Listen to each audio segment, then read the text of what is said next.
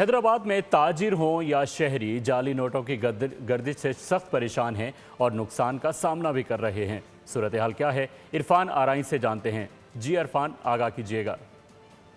जी, हैदराबाद में ताजिर तबका हो या शहरी हो, जाली नोटों की गर्दिश की वजह से शदीद परेशानी का भी शिकार हैं और उन्हें नुकसान भी हो रहा है। हम एक शॉप में मौजूद हैं, हम शॉपकीपर से जानते हैं। आप बताइएगा, ताजिरों को क्या मसाइल आ रहे हैं नोटों की लेने में और देने में? रोज़ाना की बुनियाद पे हमें डेली कभी 5,000 रुपये का नोट नकली आ जाता है, कभी 1,000 रुपये का नोट नकली आ जाता है, कभी 500 का नोट नकली आ जाता है।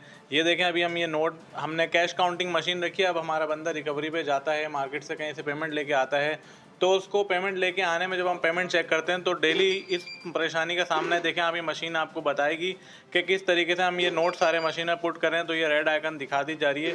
ये 5,000 रुपये का नोट है। अब हमारा बिज़नेस इतना होता नहीं है, प्रॉफिट मार्जिन इतने होते नहीं हैं, ये सारी चीज़ें इतनी होती हैं, लेकिन डेली की बुनियाद पे हज़ारों रुपये का नुकसान हमारा होता है।